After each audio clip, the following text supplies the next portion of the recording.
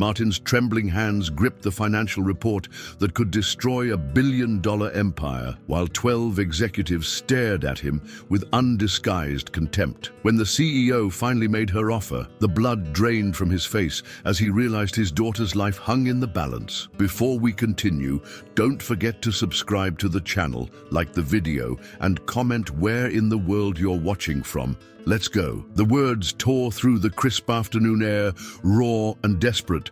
"Mom, don't get in the car." Daniel Mercer froze, one hand on the polished chrome handle of her sedan, her vision of the world momentarily fractured. The city's hum, the distant sirens, the murmur of traffic, the rustle of wind through the concrete canyon seemed to fall away, leaving only that ragged, terrified voice. Two men in dark suits, members of her security detail, moved as one. They converged on the source. A man in a blue janitor's uniform, his face pale and slick with sweat. He had burst from a service exit, a ghost materializing from the building's steel and glass facade. His eyes were wide, fixed on her, pleading, "Stay back!"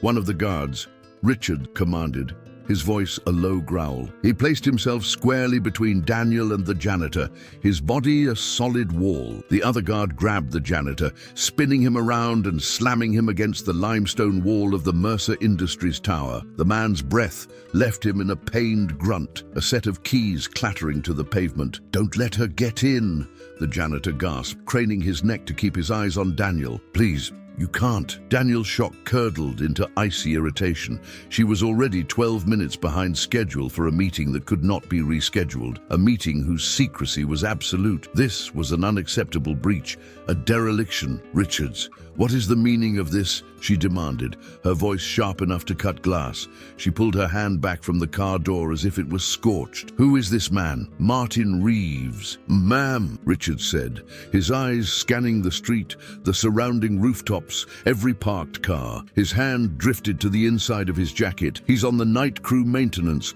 He's delusional." The other guard grunted, wrenching Martin's arms behind his back. "No!" Martin's voice cracked. "Listen to me just for a second. The car, it's not safe." The word hung in the air.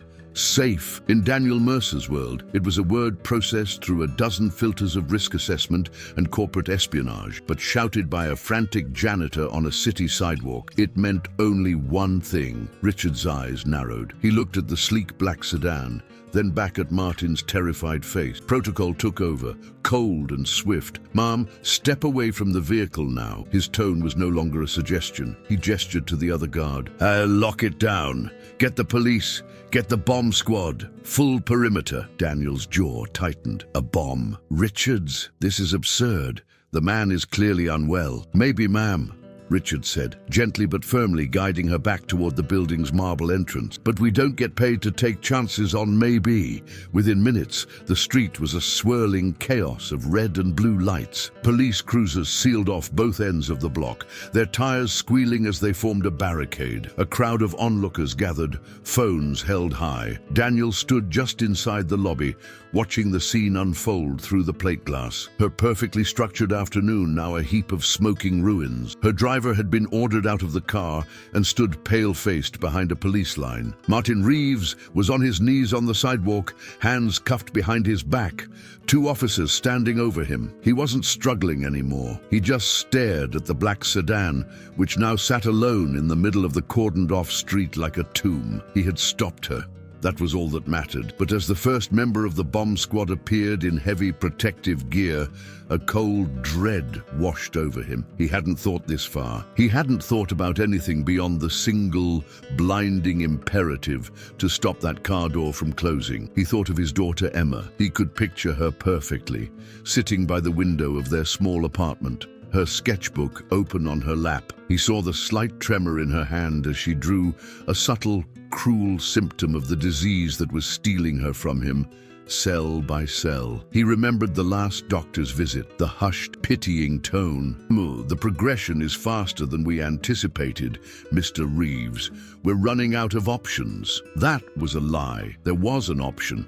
A new one, a cure, they were calling it. A miracle out of Mercer Industries. He'd seen the name on the shredded papers he'd painstakingly taped together in the dim light of a custodial closet, his hands shaking. He'd seen the name of the trial, the name of the lead researcher, and the name of the primary investor, and his blood had run cold. A low metallic groan snapped him back to the present. A bomb disposal robot was rolling toward the sedan. It extended a mechanical arm, its camera eyes swiveling to examine the undercarriage. Daniel watched, her arms crossed, a knot of fury tightening in her stomach. The meeting was at a private airfield. The flight was in less than an hour. She was supposed to be there to witness the culmination of 2 years of secret, off-the-books funding. The moment she would finally see her brother again. She looked over at the janitor. His head was bowed, his shoulders slumped in defeat. He didn't look like a terrorist. He looked like a man drowning. An hour later, the verdict came. The car was clean. Every panel, every wire, every inch of the chassis had been swept. There was no bomb. There was no threat. There was nothing. The police tape came down.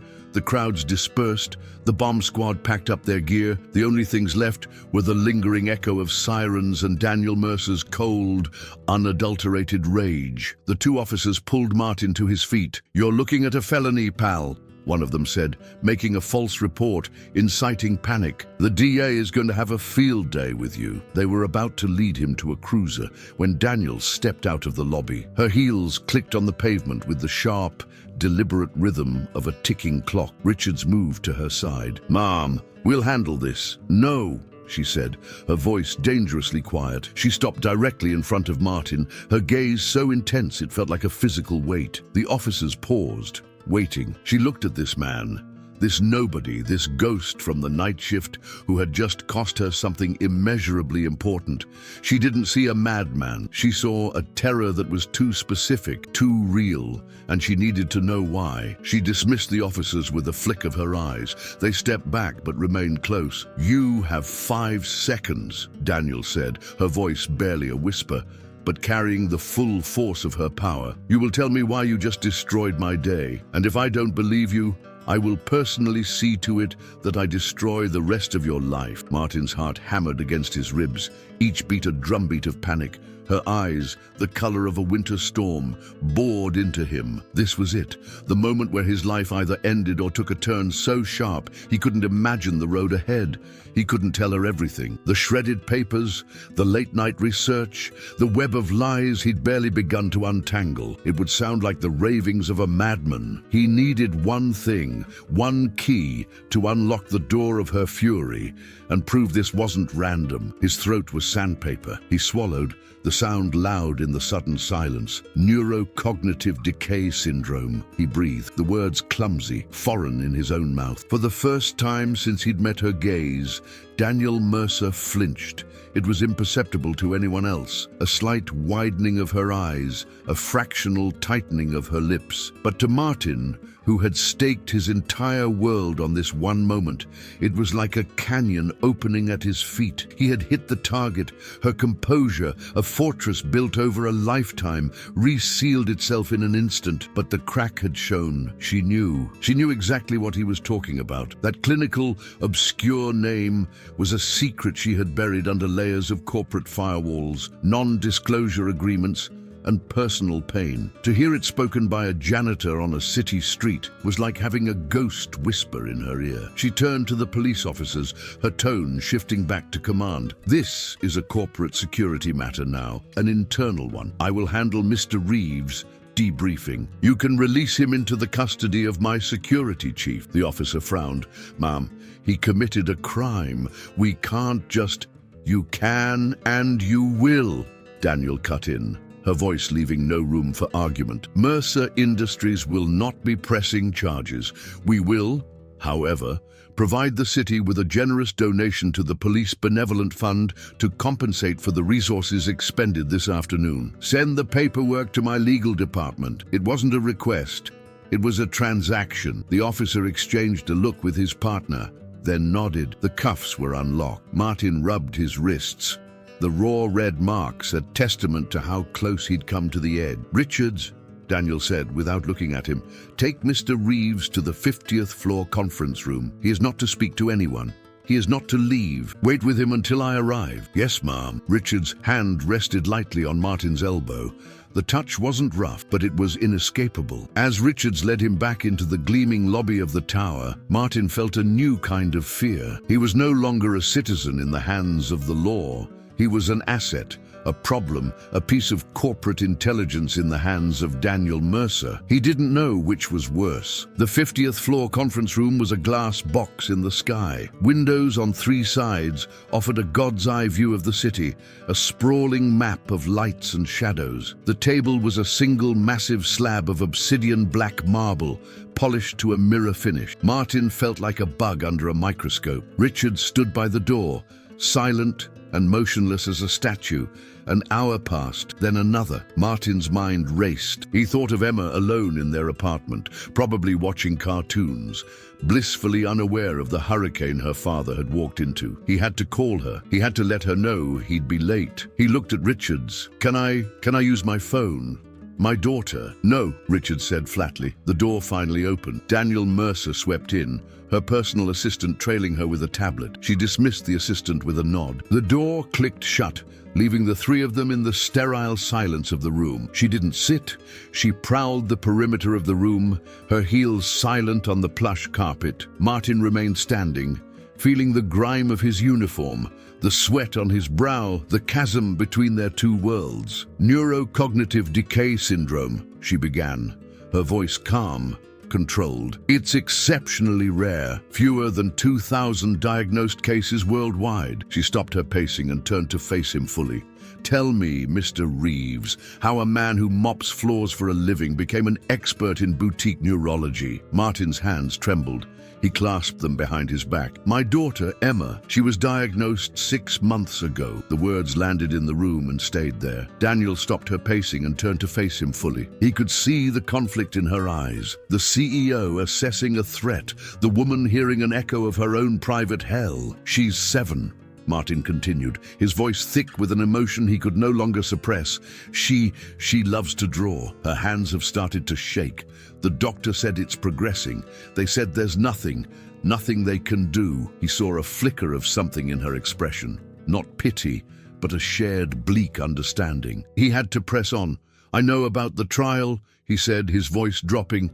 "The one you're funding, the Mercer Initiative. I know you think you found a cure." Daniel's face went blank, her expression unreadable. "The source of your information is of great interest to me. I found things, papers." He couldn't admit he'd pieced them together from a shredder bin. Not yet. "I saw the name of the lead subject in the final phase. Your brother, Thomas Mercer." Her jaw tightened. "You have been busy, Mr. Reeves." "I was desperate," he shot back, a surge of courage rising with his fear. "Wouldn't you be?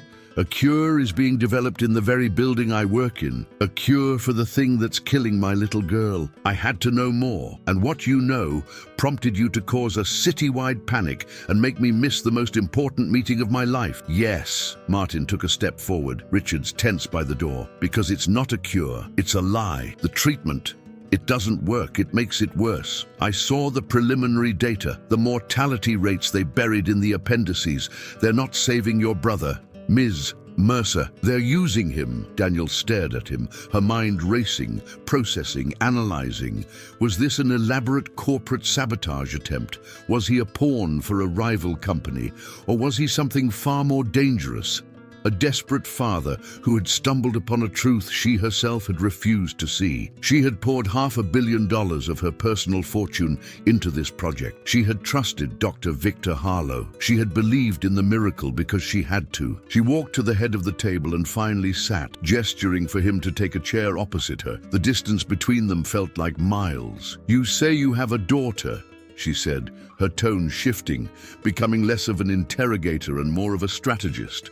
"I'm going to need her medical records, her full diagnostic history, everything." Martin's blood ran cold. "Why?" "She has nothing to do with this." "She has everything to do with this."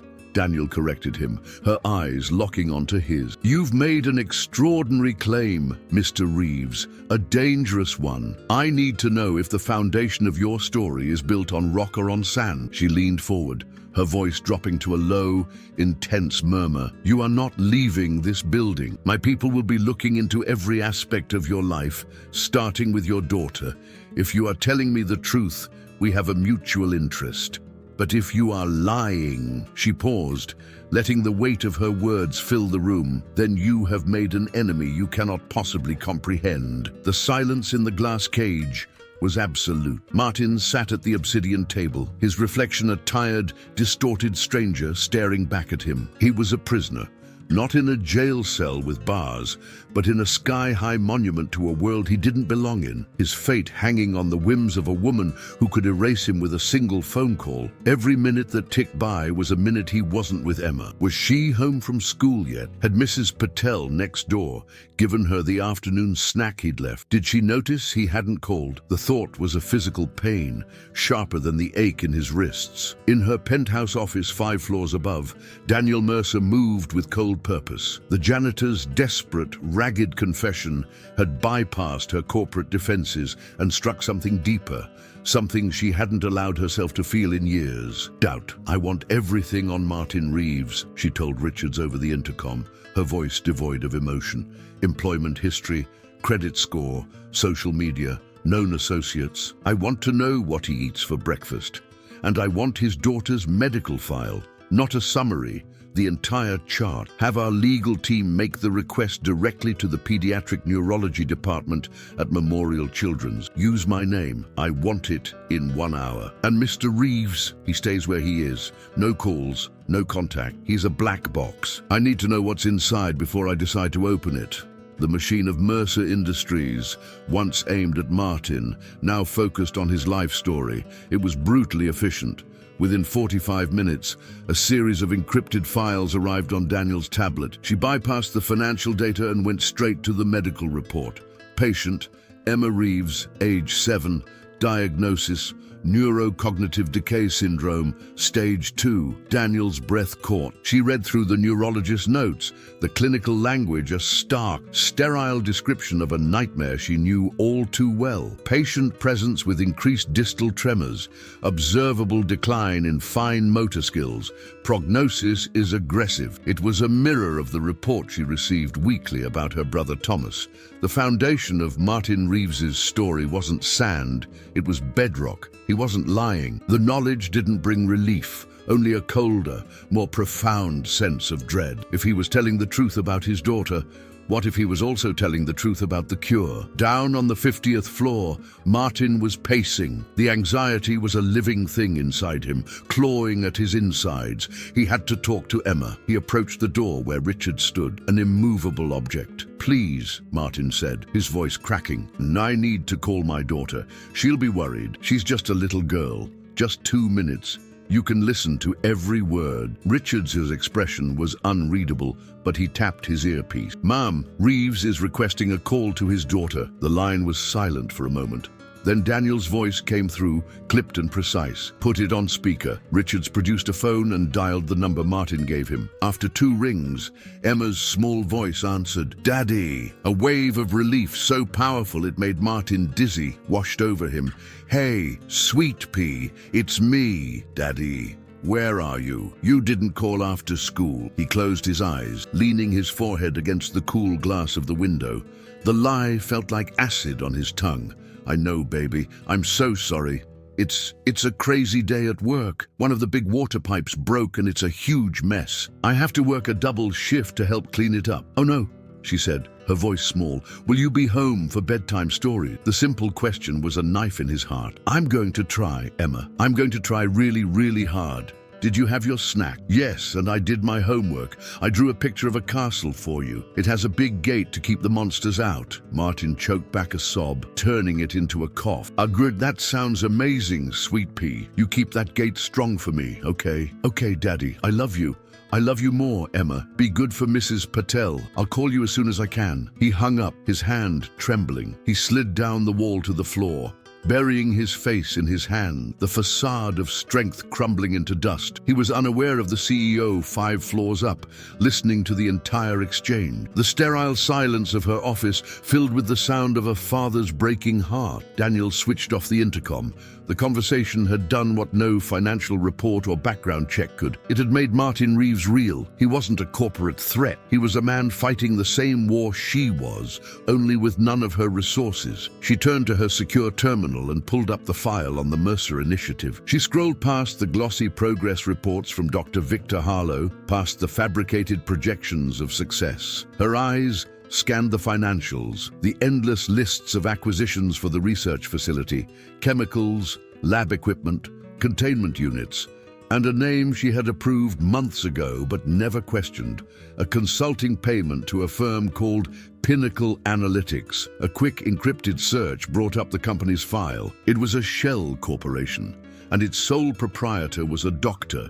Julian Vance, a biochemist who had lost his license 3 years earlier for falsifying clinical trial data, a fact Dr. Harlow had failed to mention. Her blood ran cold. She had been so blinded by hope, so desperate for a miracle that she had ignored the red flags, the little inconsistencies. Harlow's resistance to a third-party audit, which he dismissed as unnecessary delays that Thomas can't afford. She looked at a photo on her desk, a younger version of herself and her brother, smiling on a sailboat, the sun in their hair. Before the diagnosis, before the world had shrunk to hospital rooms and grim prognoses, the janitor was right. They weren't saving him, they were using him. Her finger hovered over the intercom button to call Richards. This required a different touch. She picked up her direct encrypted line to Dr. Harlow's private office at the research facility. He answered on the first ring, his voice smooth as silk. "Daniel, I was beginning to worry. I trust the meeting was...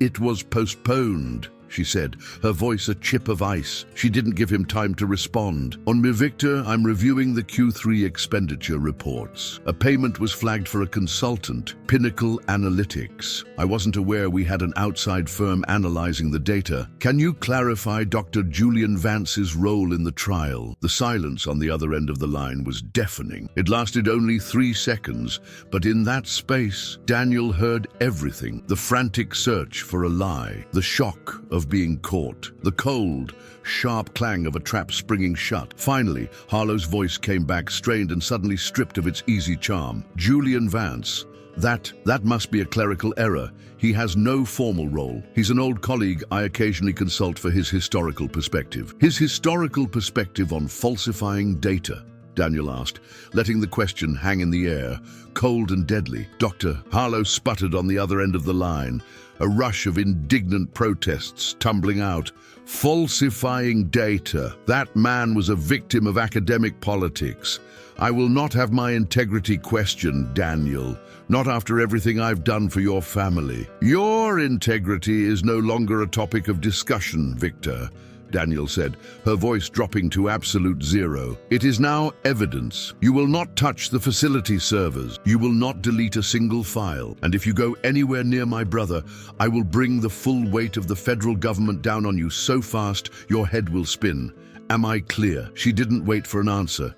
She ended the call, the silence in her office ringing with the finality of a death sentence. The board was set. The enemy was flushed from the shadows. Now she had to move faster than him. She took her private elevator down to the 50th floor. When she entered the glass-walled conference room, Martin was on his feet, pacing like a caged animal. He looked up as she entered, his face a mask of exhaustion and fear. The power dynamic between them had irrevocably shifted. He was no longer just a suspect, and she was no longer just his accuser. They were two people on opposite sides of a canyon, now staring at the same monster on the other side. You were right," she said, the words costing her a piece of her pride. She slid her tablet across the polished marble table. On the screen was the file for Pinnacle Analytics and the damning photo of Dr. Julian Vance. Dr. Harlow has been paying a disgraced researcher who was barred for faking trial results. He panicked when I confronted him just now. He lied. Martin stared at the screen,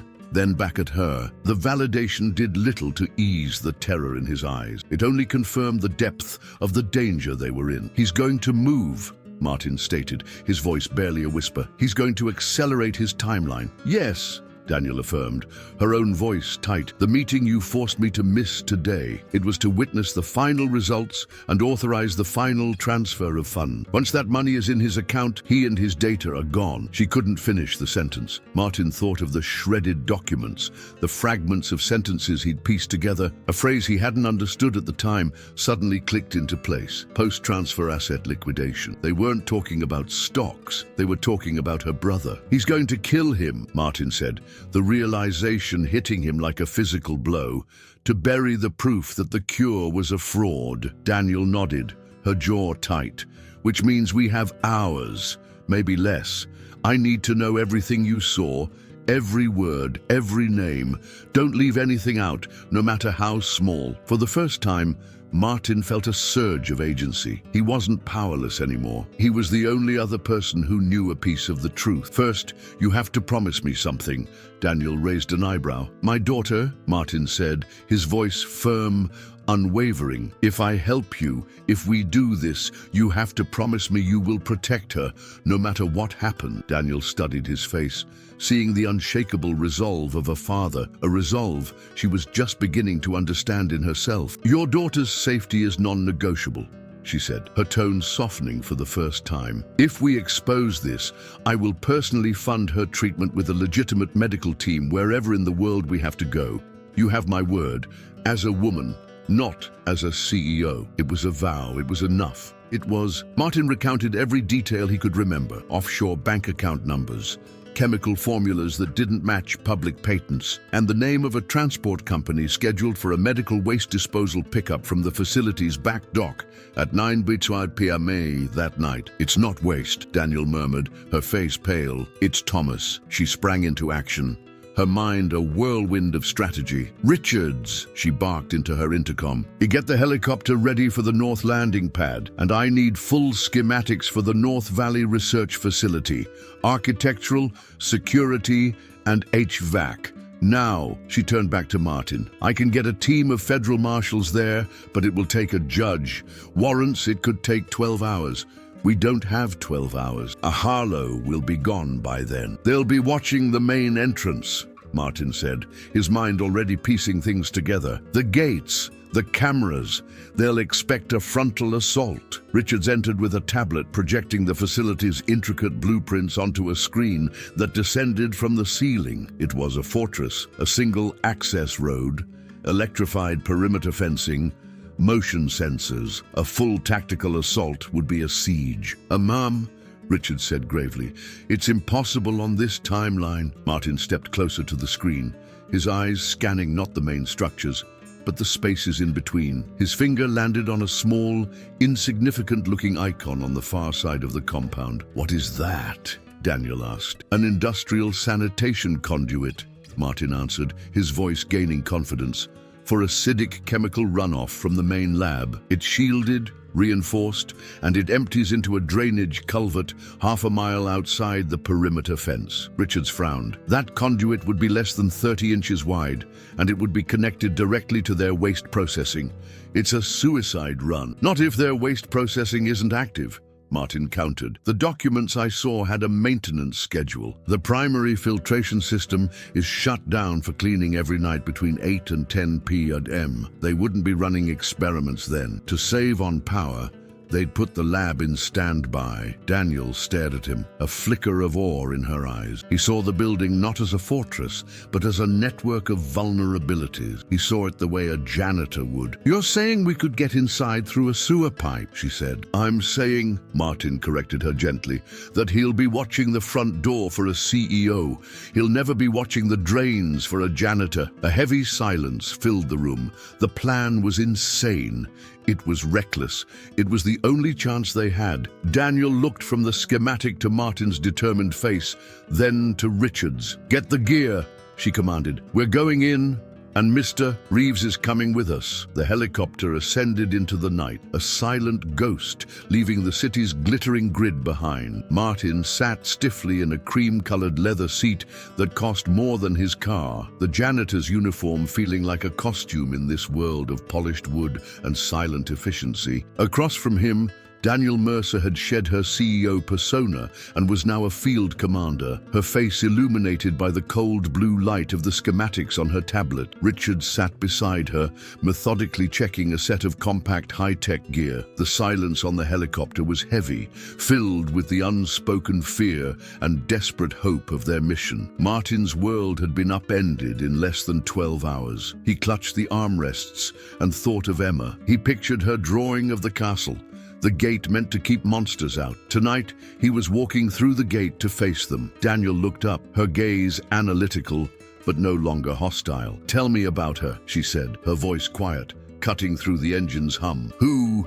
Martin blinked. "Emma," Daniel clarified.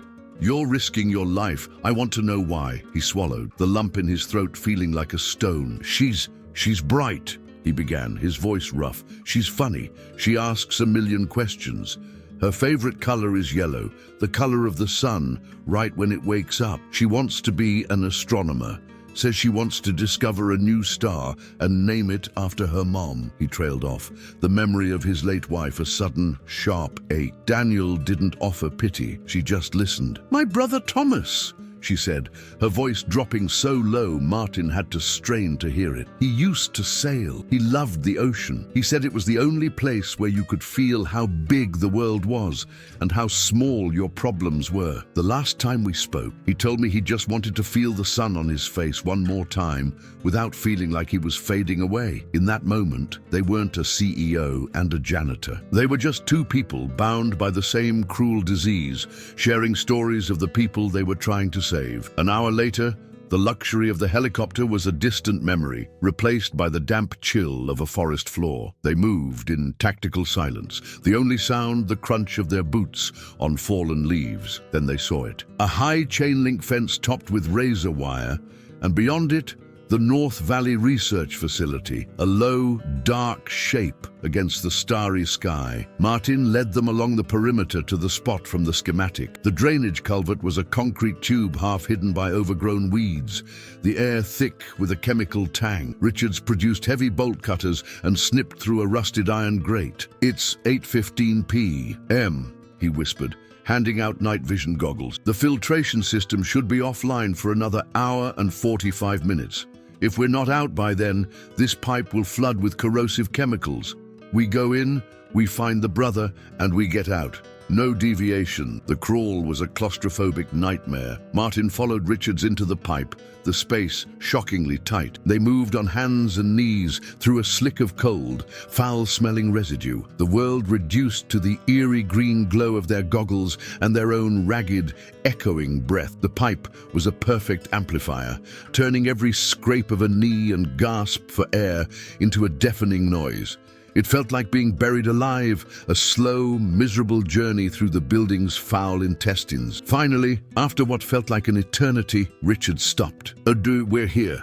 He breathed into the comms. Ahead, a vertical steel grill blocked their path. Beyond it, Martin could make out the shapes of pipes and machinery in a cavernous sub-basement. They had made it inside. A surge of adrenaline shot through him. Richards readied a small hydraulic tool to pry the grill open, but he paused, holding up a hand for silence. He peered through the bars, his body going rigid. He slowly lowered the tool. "Oh, what is it?" Daniel whispered into her comm.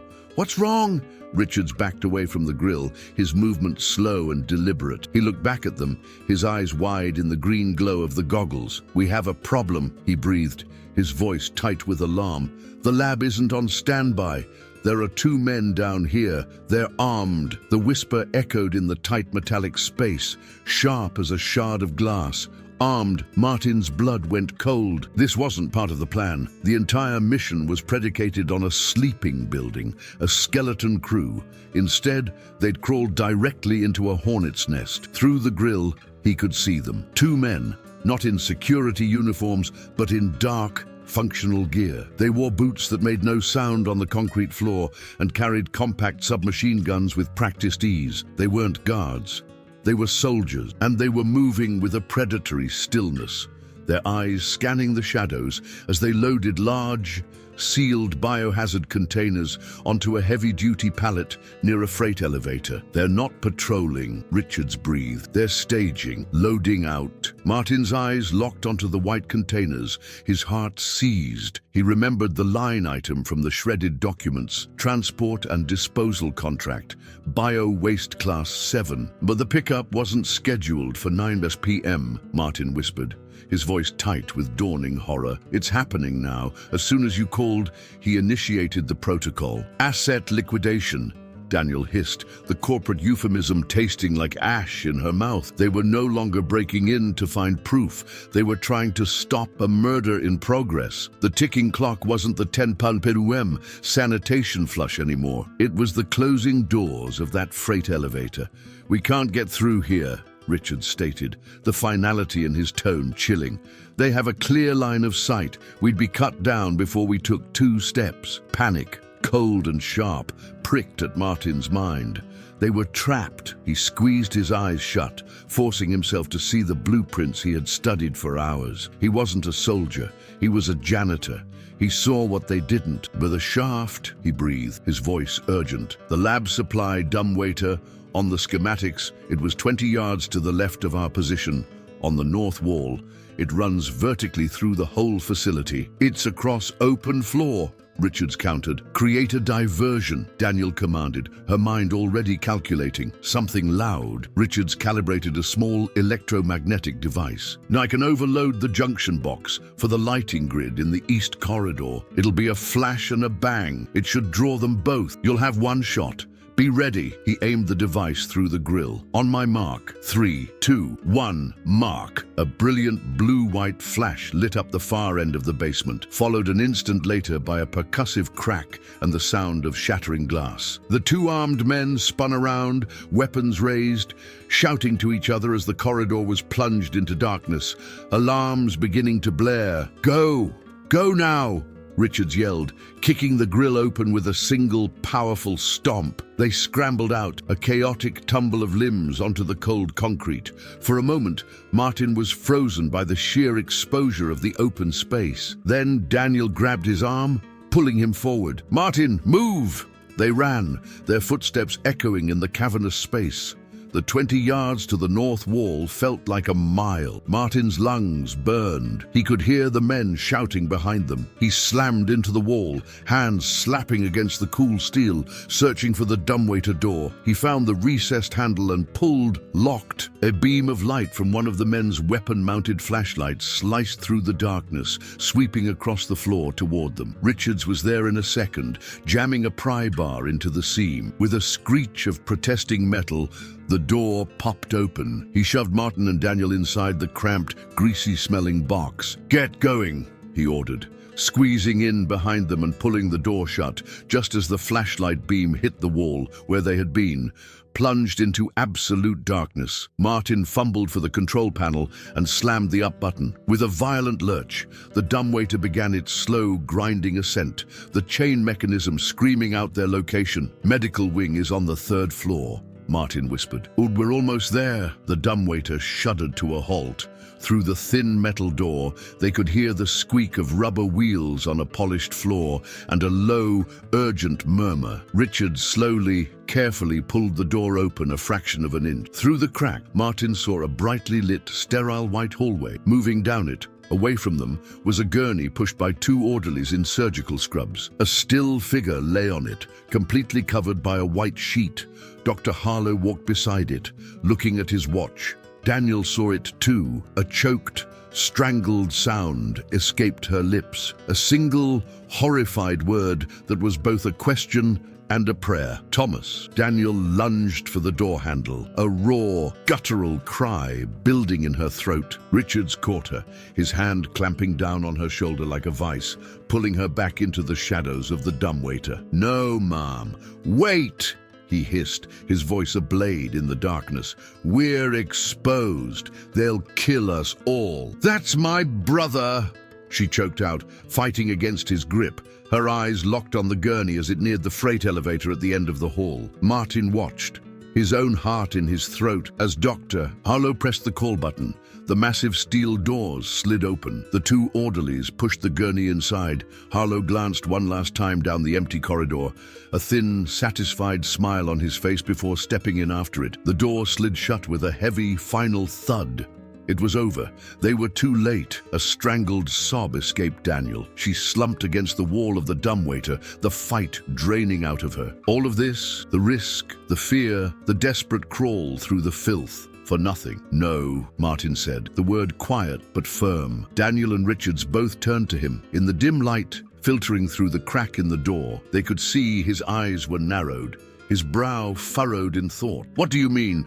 No, Richards demanded. It's a decoy, Martin said, the pieces clicking together in his mind. It has to be. He was spooked after your call. He'd expect you might try something. Why move your most valuable asset through the main, monitored hallway? Why the sheet? Why not a secured body bag if it's supposed to be waste? He's creating a ghost signal, a false trail on the security logs for anyone who comes looking later. Daniel looked up, a flicker of desperate hope igniting in her eyes. She clung to the logic, to the possibility. He wants it to look like my brother left through that elevator, but he's not in there. He's still here, somewhere else. Galvanized by the new possibility, she pulled out her tablet, its screen bathing the small space in a bright glow. She pulled up the third-floor schematic. He'd need a place that's secure, isolated, and off the main camera grid, somewhere with a different way out. Her finger traced over the neat boxes of labs and patient rooms. Martin leaned closer. Not a new room,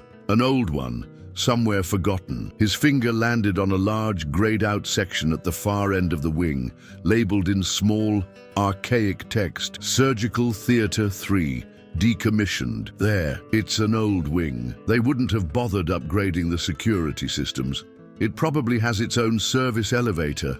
An old one that goes straight to a basement loading dock. Daniel zoomed in. He was right. A thin line on the schematic indicated a small, isolated elevator shaft, disconnected from the main building network. A ghost exit, she whispered. Just then, the freight elevator at the end of the hall chimed, its doors opening again. Harlow and the two orderlies stepped out without the gurney.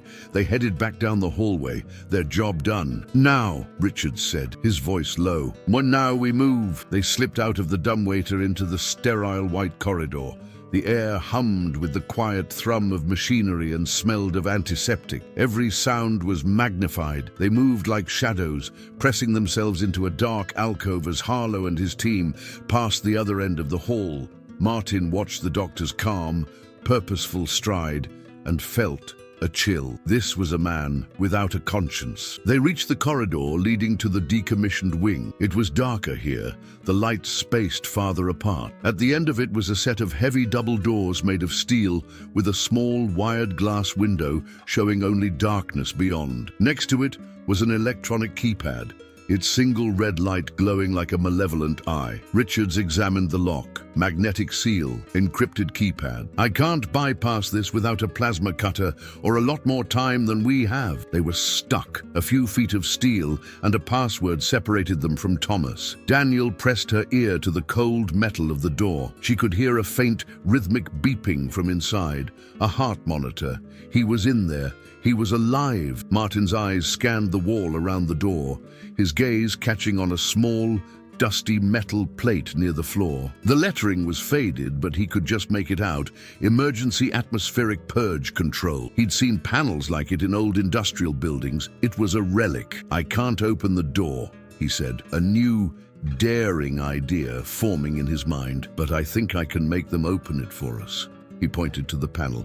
This is a manual override for the room's ventilation in old surgical theaters. If there was a chemical spill or a gas leak, you could trigger a purge. It would suck all the air out of the room and vent it outside, replacing it with a sterile saline nitrogen mix. The people inside would have about 30 seconds to get out before they suffocated. Richard stared at him, a look of horrified admiration spreading across his face. Daniel's expression turned to ice. Harlow is a monster, she said, her voice a low, vicious growl. Let's see how he likes it when his own lab tries to kill him, the old screws groaned in protest. Their threads rusted and stiff. Martin's fingers, slick with sweat, fumbled with the multi-tool. Every turn felt agonizingly slow, amplified by the steady, fragile beep-beep-beep of the heart monitor coming from the other side of the door. It was the sound of a life hanging in the balance, a life they were about to gamble in a desperate, reckless play. The last screw came free. Martin pulled the dusty panel off, revealing a simple, brutal mechanism inside. A heavy, insulated red lever set in the off position. Below it, a faded decal read, "Caution, activation will result in total atmospheric expulsion." This was it, the point of no return. Martin looked up at Daniel. Her face was pale in the dim corridor light, but her eyes were burning with a cold fire. She gave a single, sharp nod. Martin gripped the lever with both hands, his muscles straining, and pulled. There was a heavy, satisfying clunk as the lever locked into the on position. For a terrifying second, nothing happened. Then a deep, powerful hum began to vibrate through the floor, the sound of immense turbines spinning to life somewhere in the bowels of the building. A single strobing red light above the steel door began to flash, painting the corridor in silent, rhythmic bursts of crimson. From inside the room, the placid beeping of the heart monitor instantly became a frantic, high-pitched shriek. A muffled shout of alarm and disbelief followed, then the sound of crashing equipment. The keypad on the wall next to the door lit up, beeping furiously as someone inside tried to override the purge. Code after code was rejected. With a sudden sharp hiss of escaping air, the magnetic lock on the door disengaged. The heavy steel door was flung open from within, and Dr. Harlow stumbled out into the hallway, clawing at his collar, his face a mask of purple-tinged panic. Right behind him was another man, older, with thinning grey hair and the terrified eyes of a rat trapped in a flooding sewer. Dr. Julian Vance. They gasped in the hallway air, their lungs burning. Then they saw who was waiting for them. Harlow's panic instantly morphed into incandescent rage. "You!" He spat at Daniel, his voice a ragged gasp. Before Harlow could take another step, Richards moved forward, a shadow detaching from the wall. The sound of his suppressed pistol being drawn was a soft, deadly click. "On your knees," Richards commanded, his voice a low, flat line of authority. "Hands on your head, now!" Vance crumpled instantly, whimpering as he dropped to the floor. Harlow hesitated, his eyes blazing with hatred, but the cold, unwavering barrel of the gun aimed at his chest made the decision for him. He slowly, shakily, knelt beside his partner. Daniel didn't even glance at them. She pushed past, her entire world narrowing to the open doorway. She stepped into the decommissioned surgical theater. The room was a sterile nightmare of stainless steel and dark glass, the air thin and vibrating with the thrum of the purge system. In the center of the room, on an operating bed, lay her brother. Thomas was terrifyingly still, his skin the color of old parchment. A web of tubes and wires connected him to a bank of monitors that screamed with alarms. Daniel rushed to his side, her hand hovering over his, afraid to touch him, to break him. "Thomas," she whispered, her voice breaking, "I'm here." Behind her in the hallway, Harlow began to laugh, a high, unhinged sound. "You're too late," he screeched, his voice echoing. "You have no idea what you've just interrupted. That final protocol was delicate. You've killed him." Daniel ignored the ranting. She stared at the machines, at the IV bags dripping fluids into her brother's veins. The heart monitor's alarm was deafening. He was crashing. The purge, the shock to his system, it was too much. Martin stepped into the room behind her. He wasn't a doctor. He didn't understand the complex machinery, but he was a janitor. He understood systems. He saw order, and more importantly, he saw what was out of place. His eyes scanned the array of IV lines. Most were standard clear bags with printed pharmaceutical labels, but one was different. It was a smaller, unlabeled bag of dark amber-colored fluid, its tube a different gauge from the others, connected not to the main IV stand, but tucked away, almost hidden beneath the gurney. It looked like an afterthought, a secret. "That one," Martin said, his voice cutting through the noise. He pointed. "Ms. Mercer, that bag, it doesn't belong." Daniel's eyes followed his finger. She saw it. Without a second's hesitation, she reached down and ripped the needle from the port in her brother's arm, tearing the tube free. The amber liquid dripped onto the white linoleum floor like poison. For a moment, the frantic shrieking of the heart monitor continued. Then, miraculously, the rhythm began to slow. The sharp, panicked peaks and valleys on the screen began to soften, settling into a steadier, weaker but distinctly regular beat. Beep, beep, beep. Daniel stared, her hand pressed to her mouth as tears streamed down her face. Martin had just saved her brother's life. The shared moment of relief was shattered by a new sound, the thud of heavy boots running down the main corridor. Shouts. The armed cleaners from the basement, alerted by the alarms, were coming. Richards glanced from his two prisoners to the open doorway, then back to Daniel. His face was a grim mask. "Ah, they're here," he said, "and they're not going to knock." The heavy steel door shuddered as something slammed into it from the outside. Then again, a coordinated, rhythmic boom that echoed the frantic beating of Martin's own heart. "Barricade!"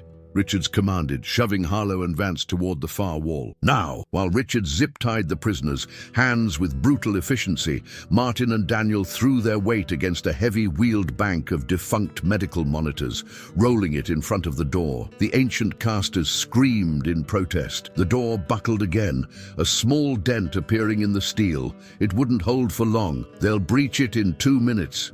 Maybe less," Richards said.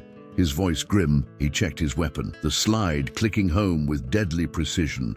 "We need another way out." "The service elevator," Daniel said, her eyes already scanning the room, remembering the ghost exit from the blueprints. "There," Martin pointed to the back of the theater, behind the main observation gallery. A wall of obsolete stainless steel autoclaves and sterilizing units stood like silent sentinels. "It has to be back there." Another thunderous crash against the door sent a spider web of cracks through the small, wired glass window. They could hear muffled shouts, orders being given in the hallway. "Daniel, get your brother," Richards ordered.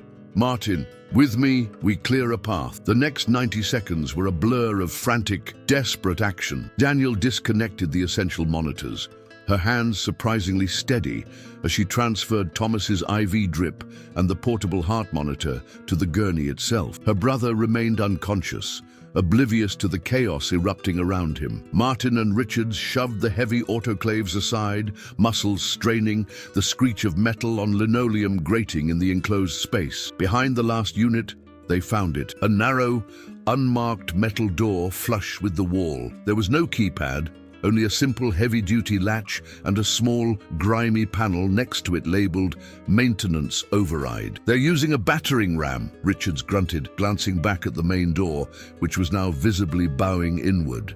15 seconds. Daniel wheeled the gurney over, its wheels catching on the uneven floor. "Martin, the elevator. Can you get it working?" Martin pried the override panel open. Inside was a mess of old, thick wires and a large, rusted manual lever. It was a power disconnect. "It's completely offline," he said, his heart sinking. Boom! A hinge on the main door snapped with a percussive crack, the door slumping inward. "No time for a rewire," Richards yelled. He aimed his pistol at the lock on the service elevator and fired twice. The shots were deafening in the enclosed room. The lock shattered. He kicked the door open, revealing a dark, greasy elevator shaft. The car was right there, level with their floor. "Manual crank," he said, pointing to a large spoked wheel on the wall inside the shaft. "It's our only shot." Just as he spoke, the main door burst open with a scream of tortured metal. Two men in black tactical gear stormed in, their weapons sweeping the room. Richards opened fire, a controlled 3-round burst that dropped the first man, the second dove for cover. Returning fire, the air filling with a deafening roar of automatic weapons and the sharp smell of cordite. "Get him in the elevator!" Richards roared over the gunfire, laying down suppressing fire. "Go now!" Martin and Daniel pushed the gurney into the small, dark elevator car. It barely fit. Harlow and Vance, the two prisoners, huddled in the back corner, whimpering in terror. "Richards, come on!" Daniel screamed, her hand outstretched. More armed men were pouring into the room. Richards was backed into a corner, exchanging fire. A single man holding back an army. A bullet sparked off the metal wall near his head. He glanced back at the elevator, his face grim, a silent apology in his eyes. "There's no time!" he shouted. "Get him out of here, ma'am." "That's an order." "No!" Daniel cried, her voice raw. "I'm not leaving you." Another volley of bullets ripped through the room, chewing up the wall where they stood. Martin saw the look on Richard's face. It wasn't a choice. It was a sacrifice for Thomas, for Daniel. Acting on pure instinct, Martin slammed his hand against the elevator's control panel. He found a large, greasy button under a cracked plastic cover that read, "Emergency Descent." He mashed it with the heel of his hand. A loud alarm bell began to clang, and with a sickening lurch, the elevator car dropped. The heavy grill-like doors began to slide shut. Daniel screamed Richard's name, her hand still reaching for him. The last thing they saw before the doors closed was Richards standing his ground, his gun blazing as the armed cleaners advanced on him, their forms silhouetted by the flashing red emergency light. Then the doors slammed shut, plunging them into a rattling, clanging darkness. The sound of the gunfight abruptly cut off, replaced by the terrifying sound of their free-fall descent into the heart of the building. The elevator didn't just descend, it plummeted. The emergency brake was shot, and the car dropped down the shaft in a terrifying, semi-controlled freefall. The clang and screech of metal on metal was deafening. Sparks rained down from the cables above, illuminating the small, cramped space in strobing, hellish flashes. Daniel was thrown against the wall, her grief for Richards momentarily eclipsed by raw, primal terror. Martin grabbed onto a maintenance railing, his other arm thrown out protectively in front of Thomas's gurney. Harlow and Vance were a heap on the floor, screaming. The fall lasted only a few seconds, but it felt like a lifetime. It ended with a bone-jarring, tooth-rattling crash as the car hit the bottom of the shaft, the impact so violent it threw them all to the floor. The world went dark. For a moment, there was only the sound of pained groans and ragged breathing. Then Martin's voice cut through the black. "Everyone, okay, I'm fine," Daniel managed, her voice shaky. She fumbled for the tactical flashlight Richards had given her. A powerful white beam cut through the darkness, revealing the chaotic scene. The gurney had tipped, but Thomas was still strapped in. His monitors were dark. Daniel scrambled to his side, her hands searching for a pulse in the dim light. "The power's out," Martin said, his mind already working. He found the monitor's battery backup switch and flipped it. The screen flickered to life. The steady, reassuring beep of Thomas's heart filled the silence. He was stable. Daniel let out a shuddering breath of relief. She looked at Martin, her eyes full of a dawning, terrifying respect. He wasn't just a janitor, he was a survivor. The elevator doors were crumpled and jammed, but Martin found a manual release lever. With a grunt of effort, he forced them open a few feet, enough to squeeze through. They were in a cavernous subterranean loading dock. The air was cool and smelled of diesel and damp concrete. A single bare bulb cast long, dancing shadows. This was Martin's world. "There," he said, pointing to a large rolling steel door. "That's the main exit, but it'll be locked down. We need another way." His eyes scanned the loading bay, past the parked delivery trucks and stacks of crates. "Plan B," he said, his gaze landing on one of the trucks. As they began to carefully maneuver the gurney out of the wrecked elevator car, Harlow staggered to his feet. "Wait," he said, his voice a desperate, sycophantic whine. He directed his words to Martin, ignoring Daniel completely. "You don't have to do this. You're not like her. I can pay you. I can pay you millions. And your daughter, the cure." It wasn't a complete lie. The data was just accelerated. "I can fix it. I can save her. Just let me go.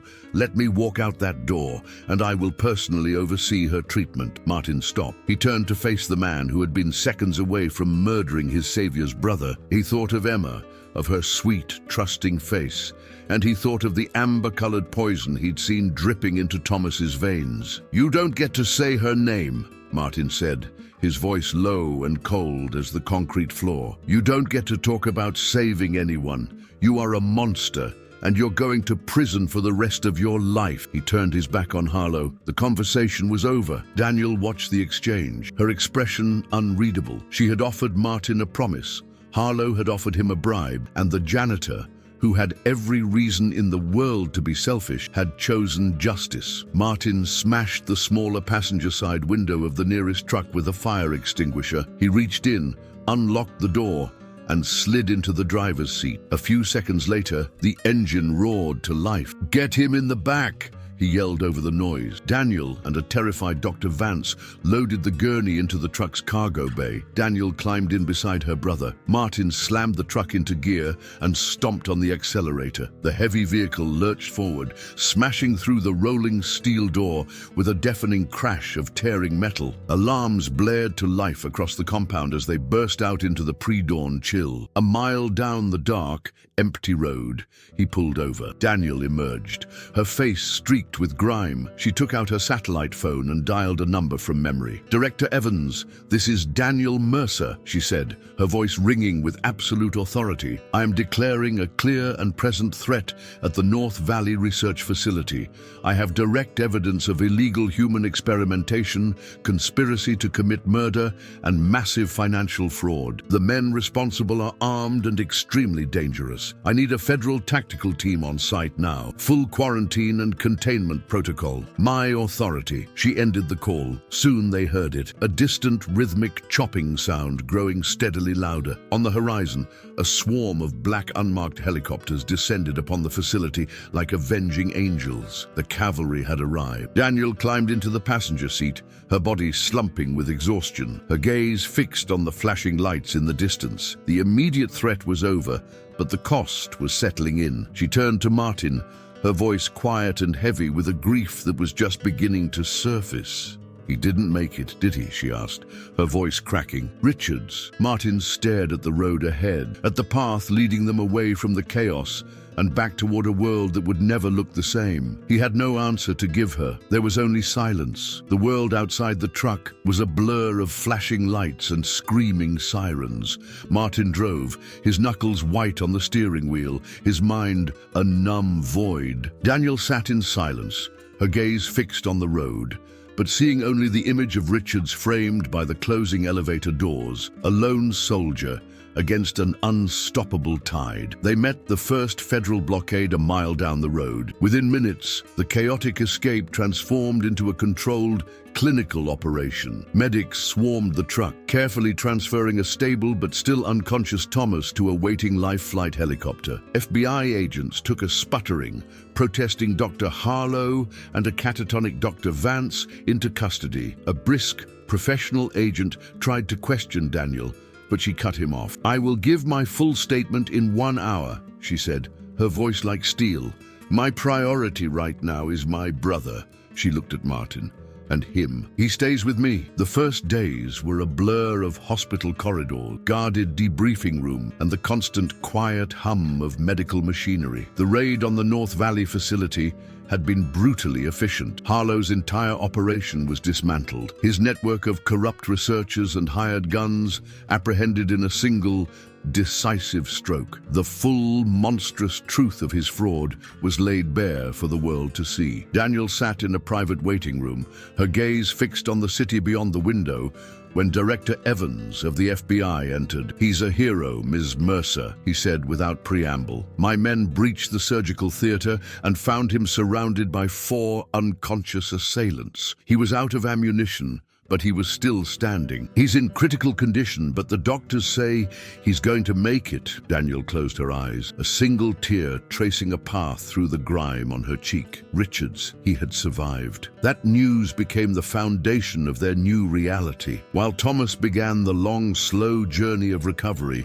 his body purged of Harlow's poisons, Daniel waged a different kind of war. She fulfilled her promise to Martin. She took the real, untainted data from Harlow's research and established the Mercer-Reeves Foundation, a multi-billion-dollar initiative to find a legitimate cure, bringing together the world's best and brightest neurologists. Their first 2 patients were Thomas Mercer and Emma Reeves. 6 months later, Martin sat across from Daniel in a gleaming boardroom at the heart of Mercer Industries. The long obsidian table was now familiar to him, though it no longer made him feel like a bug under a microscope. The 12 executives seated around it, however, were a different story. Their eyes followed him with a mixture of curiosity, skepticism, and in some cases barely concealed disdain. He was no longer in his janitor's uniform. The tailored suit Daniel had insisted on buying him felt stiff and foreign, but he had to admit it fit him perfectly. Still,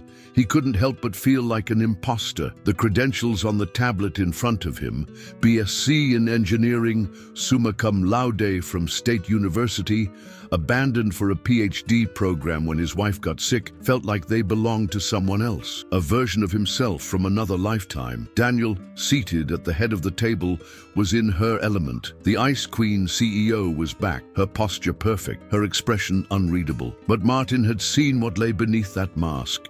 He had crawled through hell with her.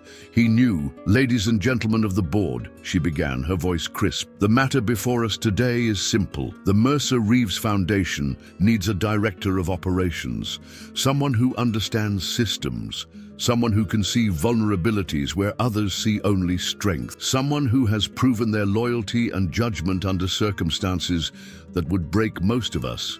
She looked directly at Martin. "I am proposing Martin Reeves for this position, a position with a base salary of $1.2 million per annum, plus stock options and full benefits." The room erupted. Voices overlapped in a cacophony of objections. "This is outrageous. He has no experience at this level. The optics alone would be a janitor." The last word cut through the noise, spoken with such naked contempt that the room fell silent. It had come from William Bradford, the silver-haired CFO who had been with the company since its founding. He stared at Martin with cold eyes. "With all due respect, Daniel, this man mopped floors for a living. He has no place at this table. His credentials, impressive as they may have been a decade ago, are irrelevant. This is nothing more than misplaced gratitude for his role in the unfortunate Harlow incident." Daniel's face betrayed nothing, but Martin saw her knuckles whiten as she gripped the edge of the table. "Is that so, William?"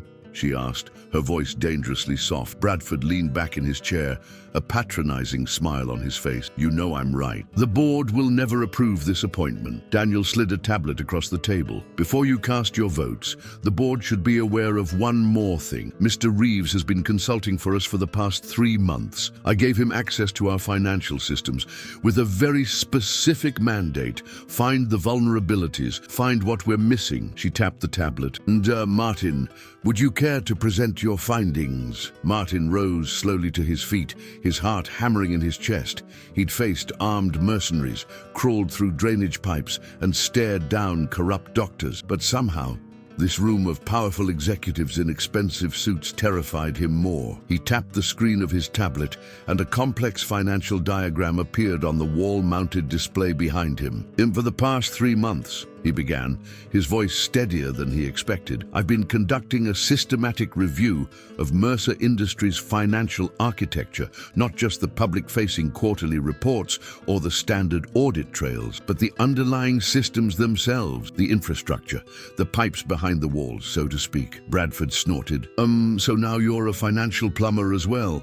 A ripple of uncomfortable laughter moved around the table. Martin didn't flinch. "In a way, yes," he replied evenly. "When a building has a leak, you don't call the architect. You call someone who understands how the systems connect, how pressure builds, where the weak points are." He tapped his tablet again. The screen behind him shifted to a complex network diagram with one node highlighted in pulsing red. 3 weeks ago, I identified an irregularity in the accounts payable system for the Southeast Asian Manufacturing Division.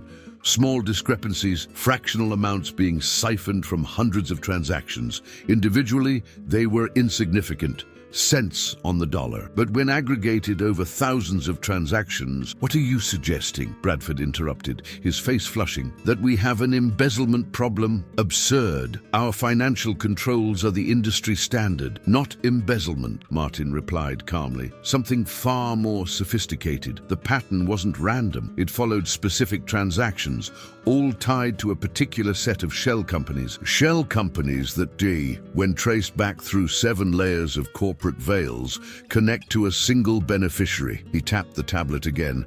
A name appeared on the screen, causing several board members to gasp. Axiom Partners, the same investment group that tried to orchestrate a hostile takeover of Mercer Industries 3 years ago. Bradford's face had gone from red to ashen. This is preposterous. You're throwing around wild accusations based on what? Some glitches in an accounting system. Martin set his tablet down carefully. Not glitches, Mr. Bradford. Algorithms, specifically designed to create untraceable backdoors in Mercer's financial reporting system. They were siphoning data, not just money. R&D reports, product roadmaps, clinical trial results, all being skimmed and transmitted to servers registered to subsidiaries of Axiom Partners. He paused, letting his words sink in. They weren't just stealing from you. They were preparing to destroy you from within. Within 6 months, they would have had enough proprietary information to replicate your entire product pipeline and tank your stock value. It would have been the perfect setup for a second takeover attempt. At pennies on the dollar, the boardroom had fallen into a stunned silence. Daniel's expression remained impassive, but her eyes glittered with something that might have been pride. Martin continued, turning to face Bradford directly. It could only have been implemented by someone with chief-level access to the financial systems. The silence in the room became a vacuum, sucking the air from everyone's lungs. All eyes turned to Bradford, whose complexion now resembled spoiled milk. "This is outrageous," he spluttered. "You cannot possibly—" "The algorithm had a signature," Martin cut in. His voice was quiet, but carried to every corner of the room. "Most programmers have them, little quirks in their code that are as distinctive as handwriting. This one matched the encryption protocols you personally designed for our payroll system in 2018. Mr. Bradford, right down to the variable naming convention." Bradford's face contorted with rage. He surged to his feet, pointing a trembling finger at Martin. "You know nothing about coding. You're a goddamn janitor." "I was a janitor," Martin corrected him.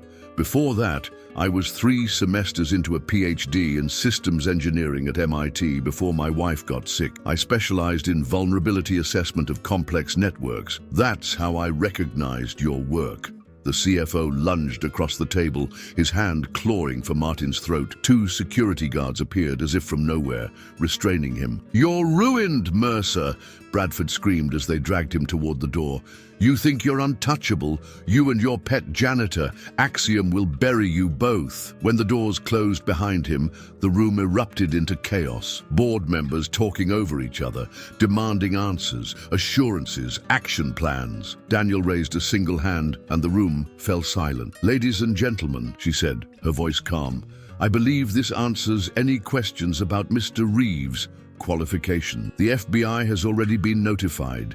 They're taking Mr. Bradford into custody as we speak." She turned to Martin. "Would you care to tell the board how much you saved the company by identifying this breach?" Martin cleared his throat. "Only based on our market capitalization and projected losses, if the data theft had continued undetected, approximately 1.3 billion. The number hung in the air like a physical presence. One by one, the board members looked at Martin with new eyes, not as a janitor playing dress-up, but as the man who had just saved their company from financial catastrophe. "I move to approve the appointment," said Janet Chen, the head of Legal Tour, breaking the silence. "Seconded," added the CTO, a rare smile cracking his usually stern face. The vote was unanimous. As the board filed out, still buzzing with the revelations, Daniel remained seated, her eyes on Martin. "Well played," she said softly when they were alone. "I didn't do it for the job," he replied. "I did it because it was the right thing to do," she finished. "I know. That's exactly why you're perfect for it." She stood, smoothing her impeccable suit. The treatment is working, by the way. The latest tests show a 37% reduction in neural plaques in both Thomas and Emma. Dr. Harrison thinks we might see complete regression within a year. Martin's throat tightened. Emma said her hands don't shake anymore when she draws. She's started using color again. Daniel nodded, a rare, genuine smile softening her features. Thomas asked for his sailboat keys yesterday. I told him not yet, but soon. She walked to the door, then paused, looking back at him. The job offer is real, Martin.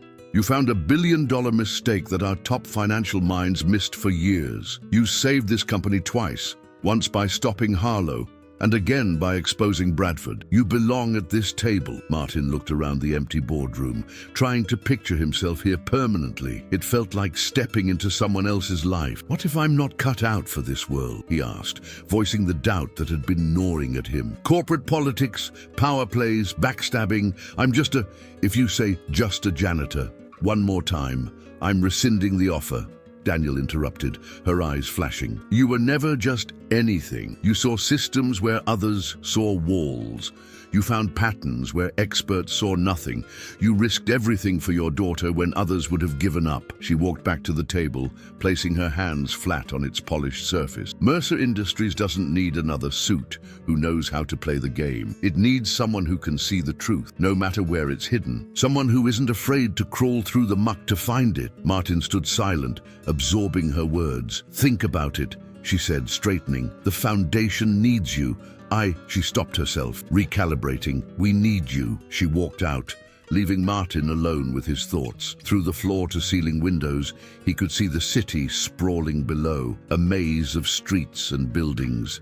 Systems within systems. Somewhere out there was the apartment he'd shared with Emma that felt both like yesterday and a lifetime ago. His phone buzzed with a text. It was a photo from Emma, a drawing of herself, standing on what looked like a mountain, arms spread wide, the sun a brilliant yellow circle above her. No tremors in the lines, clear, confident strokes. Below it, she'd written, Daddy, I'm on top of the world. Martin's vision blurred. 6 months ago, he'd been a desperate man with nothing left to lose. Now, standing in this gleaming tower with an impossible job offer, he realized that for the first time since his wife died, he had everything to gain. He picked up the tablet and signed the contract. 1 year later, the first real kiss of spring was spilling through the branches of a giant oak tree, dappling the lawn in shifting patterns of gold. From the porch of a comfortable, quiet house nestled in a neighborhood far from the noise of the city, Martin watched his daughter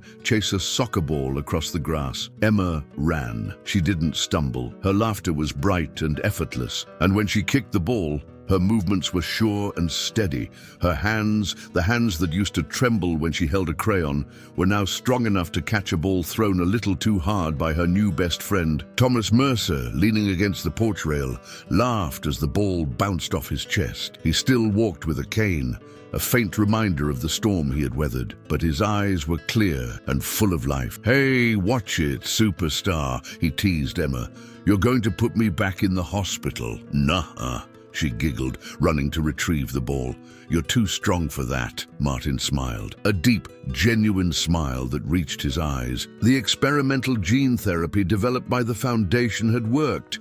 It had not just halted the disease, it had begun to reverse it. Daniel stepped out onto the porch, carrying 2 glasses of lemonade. She handed one to Martin, their fingers brushing. The gesture was simple, familiar. The chasm between their worlds had closed, replaced by a bridge built of shared trauma and mutual respect. Look at them, Daniel said softly, her gaze on her brother and Martin's daughter.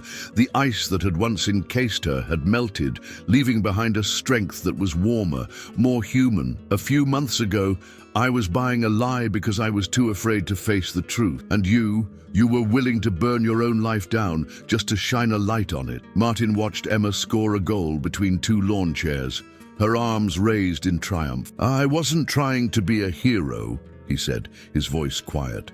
I was just trying to be a dad. That's what heroes are, Martin, Daniel replied. Just people trying to protect the ones they love. At the edge of the lawn, a man with a slight limp of his own watched the children play. There's a quiet, satisfied smile on his face. Richards, now retired, had refused to be anywhere else. Emma came running up to the porch, her cheeks flushed, her eyes bright. She held up a piece of paper, a new drawing. It wasn't a castle with a gate to keep monsters out. It was a simple picture of a house with a big oak tree. Under the tree, 5 stick figures held hands, a man with a cane, a little girl with a bright yellow shirt, a quiet man who watched from a distance, and in the middle, a man and a woman standing close together. Above them all, a giant sun shone down, its rays touching each one of them. Martin took the drawing, his throat tight. He looked at Daniel, and in her eyes, he saw the same reflection of their impossible journey. They had started in a world of glass towers and custodial closets, of power and invisibility. But by walking through the fire together, they had found their way here, to this porch on this sunny afternoon. They had found their way home. The next morning, Martin stood in the elevator of Mercer Tower, watching the floor numbers climb. The janitor's uniform was gone forever, replaced by a tailored suit that no longer felt foreign on his body. The corporate ID badge clipped to his pocket read, Martin Reeves, Director of Operation. A year ago, it would have seemed like someone else's life. Now, it was simply his. When the elevator doors opened on the executive floor, he was greeted by a flurry of activity. His assistant, Priya, fell into step beside him, tablet in hand. Good morning, Mr. Reeves. The quarterly board meeting is in 30 minutes. The financial reports are finalized, and Ms. Mercer asked if you could stop by her office beforehand. Thanks, Priya, and please, it's still just Martin, she smiled. Of course. Oh, and these came for you. She handed him a stack of envelopes. Most were the usual corporate correspondence, but one stood out, a handwritten address. The paper, high quality. He slipped it into his pocket for later. Daniel's office door was open. She was standing by the window, silhouetted against the morning light, phone pressed to her ear. When she saw him, she held up a finger and finished her call. The Harlow trial verdict came in, she said as she hung up. Guilty on all counts, 25 years, no possibility of parole. Martin let out a breath he hadn't realized he'd been holding. And Vance? 15 years. He cooperated. Gave up everyone else involved. The whole network is dismantled. A weight lifted from Martin's shoulders. Justice, like healing, had taken time, but it had come. The board's waiting, Daniel said, gathering her files. Ready to tell them how we're going to change the world. The Mercer Reeves Foundation was no longer just treating 2 patients. It had expanded to a global initiative, with research centers on 3 continents.